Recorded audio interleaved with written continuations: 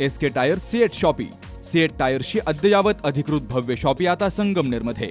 सर्व कंपन्यांच्या दुचाकी, चारचाकी, ट्रॅक्टर, ट्रक आणि इतर वाहनांसाठी सिएट कंपनीचे टायर आणि ट्यूब होलसेल दरात.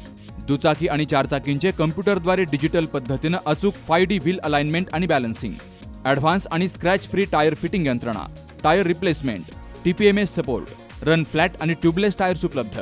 योग्य टायर सिलेक्शन आणि इन्स्टॉलेशनची खात्री, नायट्रोजन फिलिंग आणि POC. तेव्हा आजच भेट द्या.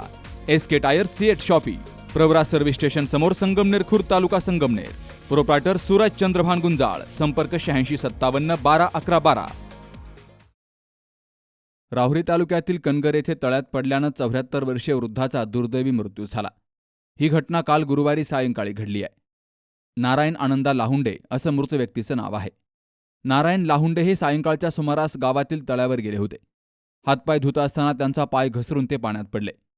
तर घटनेच्या वेळी परिसरात कुणीही नसल्यामुळे त्यांना तात्काळ मदत मिळू शकली नाही आणि त्यामुळं त्यांचा मृतदेह रात्रभर तळ्यातच पडून होता. रात्री उशिरापर्यंत ते घरी न परतल्यामुळे कुटुंबियांनी त्यांचा शोध घेतला. तळ्याच्या काठावर त्यांची चप्पल आणि पाण्याची बाटली आढळून आली. त्यानंतर पाण्यात शोध घेतला असता नेहमी ज्या ठिकाणी ते हातपाय धुत असत त्याच ठिकाणी त्यांचा मृतदेह मिळून आलाय. त्यानंतर हा मृतदेह ग्रामीण रुग्णालयात दाखल केला गेला. वैद्यकीय पथकानं तपासणी करून त्यांना मृत घोषित केलं. या घटनेची राहुरी पोलीस ठाण्यामध्ये अकस्मात मृत्यू म्हणून नोंद केली गेली आहे.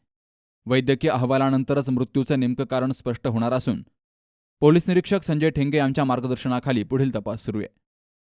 सुहास जाधवसह शरद पाचरणे, सी न्यूज मराठी, राहुरी. परंपरा आणि दर्जा या दोहींचा मेळ राखत राजपालने जिंकलाय सर्वांचाच विश्वास.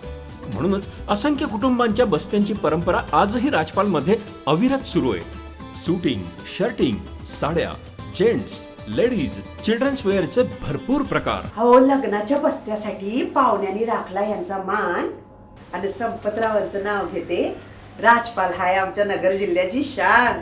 राजपाल, नवीन नगर रोड, संगमनेर.